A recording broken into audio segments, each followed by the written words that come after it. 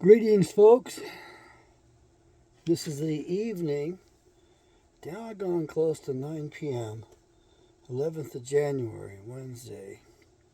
I already did the Dr. Ken show earlier this morning, about an hour and 15 minutes.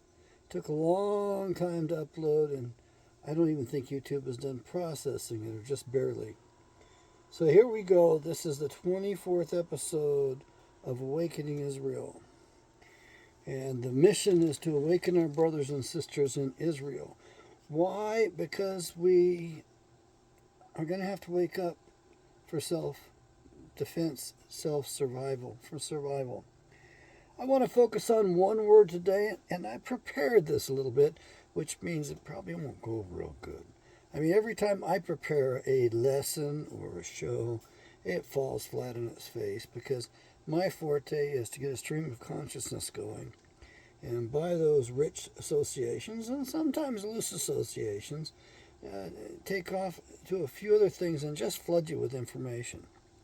I'm after one word, and I couldn't find pharmacy in the Bible. I looked it up, and then I had to remember that that wasn't the word. So I looked up sorceries. That wasn't what I wanted either. Then I looked up witchcraft, and I put a W in it when there's no WH. It's WITCH. And then I finally realized I'm looking for Pharmacopeia in the Greek language. So I had to reverse engineer it. So I got out my copy of Strong's. I can only carry so much with me. So I got this version. Rex Smith helped me get that. And the word that I want is 5331. And so I need to tell you straight up that I think there was an error. There's been a major error committed. Everybody runs around saying that the Bible the New Testament is a Greek Bible. It was written in Greek. No. I believe firmly that it was written originally in Aramaic and then translated into Greek. However, since some of these letters were to Greeks in dispersion, they could have been in Greek or originally, Aramaic, Hebrew. There was a famous physicist, I don't think it was Sir Isaac Newton, at a university in England, and he said that he had read the New Testament in both the Aramaic and the Greek, and nobody knew that it had been in the Aramaic. I don't find it. So what I'm getting at is here we have Strong's Concordance, and it's built upon the Greek for the New Testament rather than what I believe was the original language, which was Aramaic.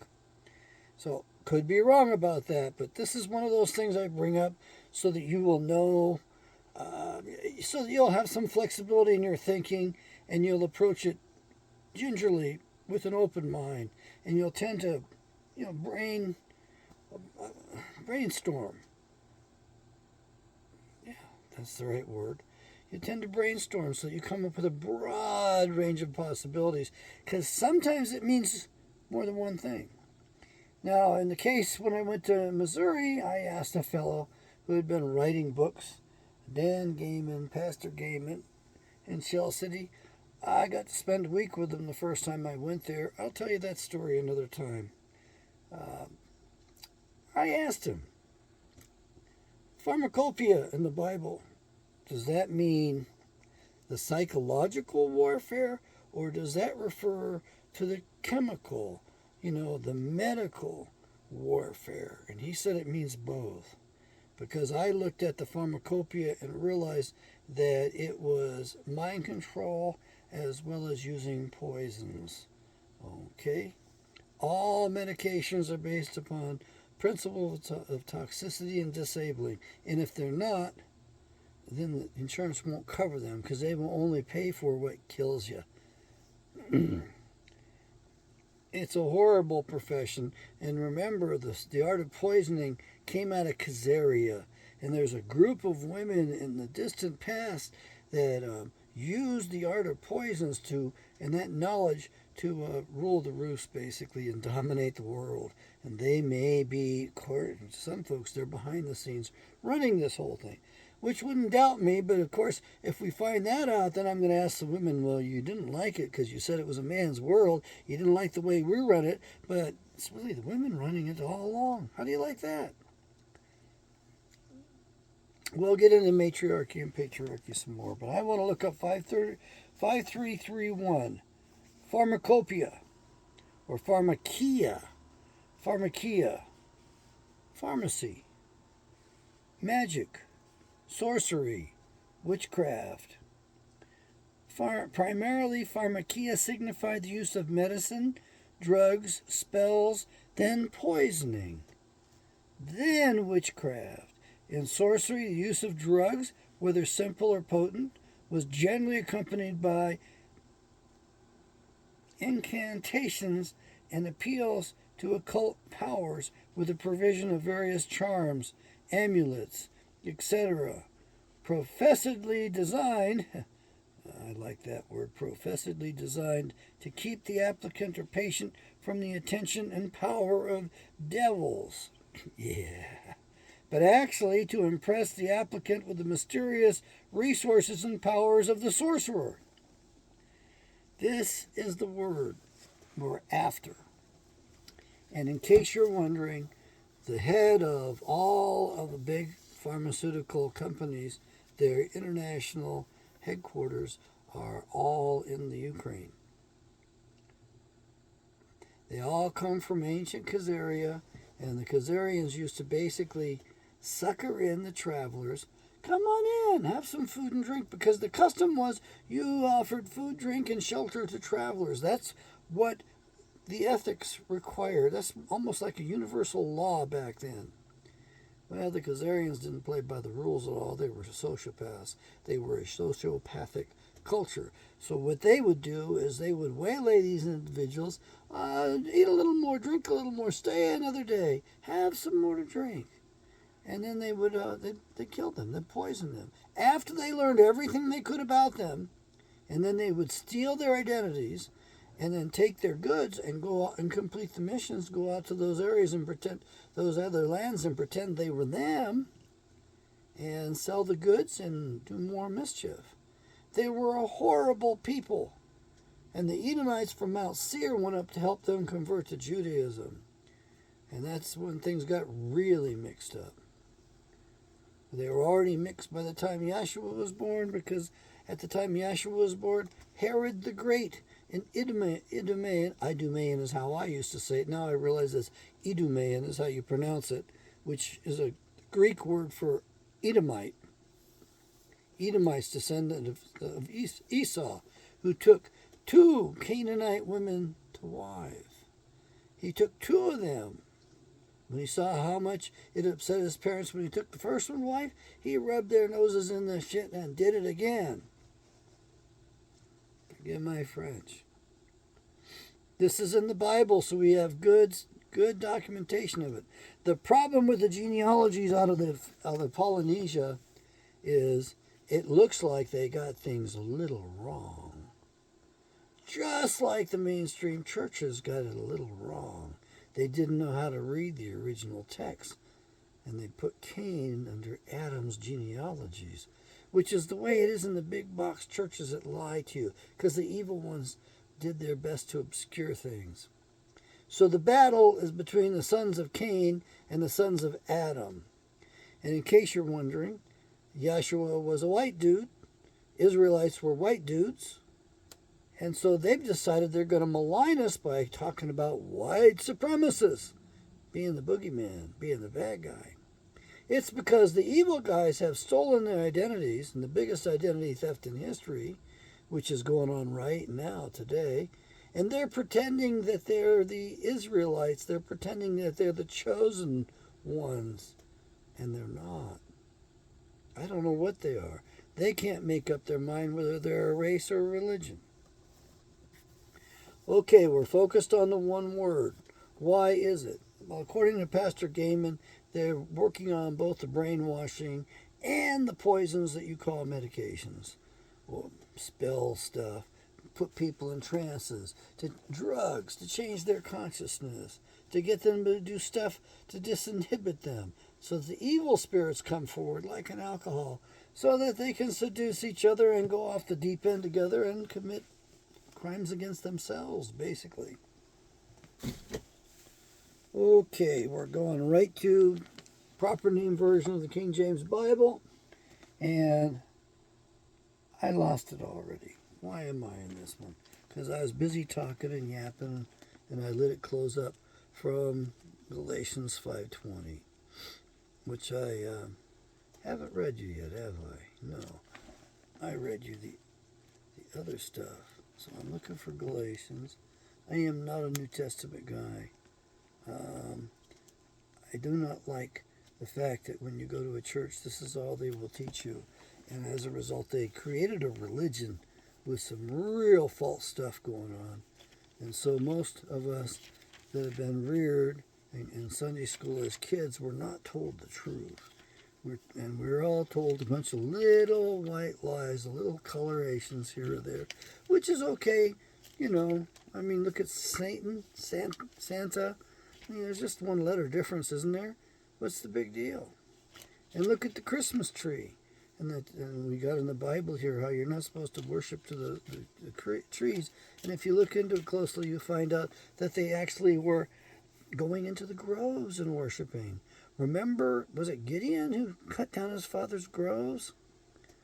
Oh, and then Abraham actually knocked over or cut down his father's wooden idols. Galatians 5:20. Again, we're focused on one word, and it's going to be buried in this thing. I'm going to start with verse 18. But if you are led of the Spirit, S in Spirit is capitalized, indicating the Holy Spirit, you are not under the law. Which means basically you have to know Yahweh's will and do Yahweh's will. Now the works of the flesh... Quiet. It's okay. What was that, huh? It's okay. Lay down. What did I say? Quiet. She's been in the emergency room. She ran with the bill enough I could have bought a fine rifle. That's what I was going to do, too. Lay down. Lay down. Come on. What did I say? Good girl. So she's been under anesthesia. I haven't had a chance to look at her wound. It looked like when I first saw her, it reminded me of the movie Alien, where the little bugger pops out of the abdomen like, hey, Mom, and then runs off to the spaceship and gets bigger. This thing looked like a piece of intestine or something lopping out there. And it turned out it was just subcutaneous tissue. And it's a long wound from what I could see. It was like that long. It was bloody in it, but no, she wasn't bleeding around. She was crowding me out. She was hurt and she knew it. So I got her in. Ran the bill up. And she's wearing the cone of shame. And I don't think that's going to fit in the kennel well. I don't know how we're going to work this tonight. Galatians chapter 5, 19. Now the works of the flesh are manifest, which are these: adultery, fornication, uncleanness, lasciviousness. 20. Idolatry, witchcraft, that's the word we're looking for. Hatred, variance, jealousies, wrath, strife, seditions, heresies. And we turn the page to 21. Envyings, murders, drunkenness, revellings, and such like, of the which I tell you before, as I have also told you in time past, that they which do such things shall not inherit the kingdom of God. I think that covers all of us not making it. But the second word, witchcraft, is the one that in the Greek is Pharmakeia. So, it also comes up as sorceries.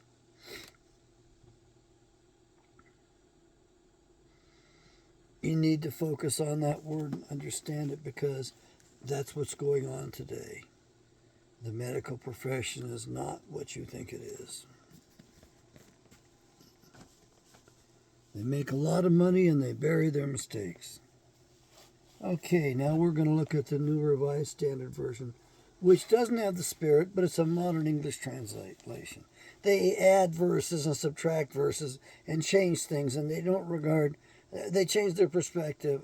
Jesus was just a good guy, he wasn't anything else, nothing special. Okay, Galatians 5:20, idolatry, sorcery, there's our word, enmity, strife, jealousy, anger, quarrels, dissensions, factions. Okay, so here we have it as, well, let me read it again. Sorcery. Okay. Now we'll go to the original NIV Study Bible, which is far superior to the subsequent versions of it. And here we go to 520. It's a smaller print. Bear with me as I focus on this thing. Idolatry and witchcraft. That's Pharmakeia, is witchcraft in this. Hatred, discord, jealousy, fits of rage, selfish ambition, dissensions, factions. Why is this important? Well, it's important because it covers actually both the brainwashing, the psyops, what do they call them today, the narratives. It covers all of that, the myths, even the myths taught in the big box churches. So this is all I really want to cover, but this was on my heart and I wanted to bring this to you. There's a lot of other things that occur to me during the day, but I'm busy, can't do it, not in a place where I can record, or I want to let YouTube do its business and process the other videos. So we'll keep this one short today. If you wouldn't mind liking this video, get something out of it, like it. If you want, subscribe. Excuse me. Leave comments. I appreciate them. I've gotten some interesting comments. Share this on social media. And if you really want to support me, buy one of my Bibles. The link down below will take you to a page. There's the drop-down box with 5 different formats. And the highest price is $57.77. And that's for large print, black leatherette, tabbed Bible. And I think the lowest one is like $37 or $39. And that's for a leatherette copy. I believe it's about 11-point print. It's a good size, 12-point print. It's a good size print, but it's not nearly as big as the 14-point. And if you really, really want to get aboard the program, then help me get the Apocrypha going. We want a modern version of it from the proper source that has the Spirit, modern English. And that's a bit of a tall order because I suppose we could argue about which version, the order of the books, everything, honestly. And we do need that. And if I can get 5,000 people to get on the list, a waiting list for that, then I can get the better paper. And I'm going to propose that we do a large print, black leatherette only, with tabs. And it might run as high as $77.77. If you're out there and you've got resources and you don't know what to do with them, I'll put you in touch with the publisher and we can get that going. If, I don't mind this at all, if you've got resources and you don't know what to do with the money and you don't want it to just, you don't want to bury it in the ground and lose value and you want to put it to work and earn something for you, I would make the introductions and I'd welcome that as well because that's a significant amount of money and there's no reason why you shouldn't get some return on your investment. And I figure if we're charging $77.77 for it, there's got to be enough money for royalties, paying back the person who helped and made the investment with some interest, at least 5%, 7%, at least, The publisher's very generous, very realistic, so it'll be a good thing and be a major contribution. Just don't expect your name to be put in it, that's all, because nobody's names are going in these things.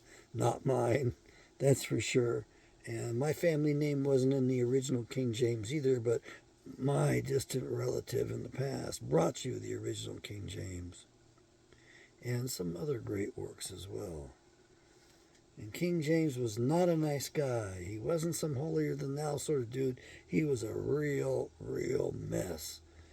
Charles Dickens wrote a 4-page introduction to one of his books detailing how horrible King James was. Oh, my Lord. I think that King James must have been long gone by the time he wrote that, because if I was the king, I'd have had his head. I'd have had it literally. Had him stuffed, mounted.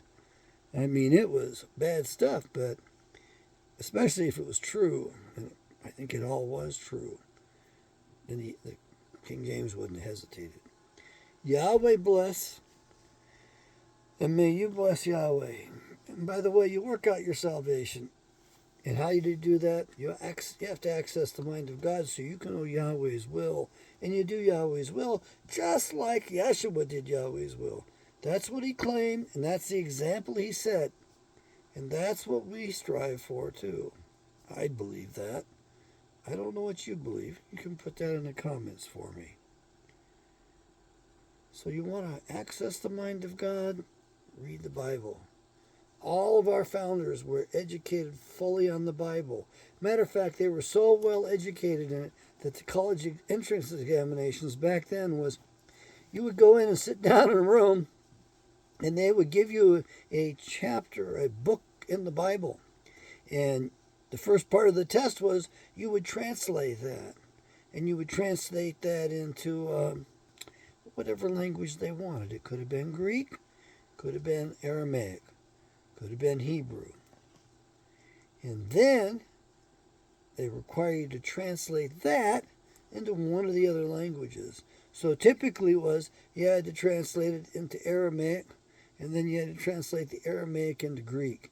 So you had to be fluent in those languages before you were admitted to college. And the average age for admission back then was 14. 15 was too old in some ways. And you look at it today, and it's like nobody goes to college till at least 18. Talk about a holdback system.